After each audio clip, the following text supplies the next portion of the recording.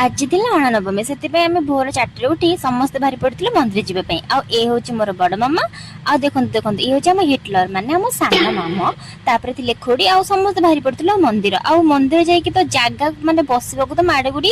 ଆଉ ଏଇଟା ଦିଟା ଦାଦାଙ୍କ ଝିଅ ଆମ ହିରୋଇନ ମତେ ଏତେ ଖୁନ୍ଦିରେ ବସେଇଛନ୍ତି ମାନେ କହିବାର କଥା ନାହିଁ। ତାପରେ ଷ୍ଟାର୍ଟ ହେଇଯାଇଥିଲା ଆଳତି, ଆଉ ଆମେ ରାଧାରାଣୀଙ୍କର ପାଦ ଦର୍ଶନ କରି ଟିକେ ସଂକୀର୍ତ୍ତନ କରି ଆସିପାରିଥିଲୁ ଆମେ ଘରକୁ। ଘରକୁ ଆସିଲା ପରେ ଆମ ଭାଉଜ ଚଉରା ମୂଳରେ ବହୁତ ସୁନ୍ଦର ଭାବେ ଗୋଟେ ମୁରୁଜ ପକେଇଥିଲେ, ଆପଣ ମାନେ ଦେଖିପାରୁଥିବେ।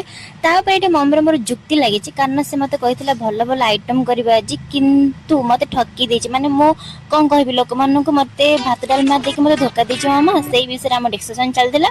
ତାକୁ ମୁଁ ସେ କଥା କହୁଥିଲି କି ମୁଁ ସମସ୍ତଙ୍କୁ କହିବି ଯେ ମୋ ମାମା ମତେ ଆଜି ଧୋକା ଦେଇଛି। ଛାଡନ୍ତୁ ମୋ ସେ ଧୋକା କଥା। ଆଉ ଏତେ ଭୋରୁ ମୁଁ ଉଠିଛି ବୋଲି ଆଜି 105ଟା ମୁଁ ହାଇ ମାରିଲେଣି। ସେ କଥା ଛାଡନ୍ତୁ, ନିଅନ୍ତୁ ନିଅନ୍ତୁ ଚକଲେଟ ଟିକେ ଖାଇଦିଅନ୍ତୁ। ଆଉ ଆଜିର ବିନି ବ୍ଲଗ ହଉଛି ଏତିକି। ଭିଡିଓ ଭଲ ଲାଗିଲେ ଲାଇକ୍ କମେଣ୍ଟ ସେୟାର ଆଉ ସବସ୍କ୍ରାଇବ କରିବାକୁ ଟୋଟାଲି ଭୁଲିବେନି। ଟାଟା ବାଇ ବାଇ।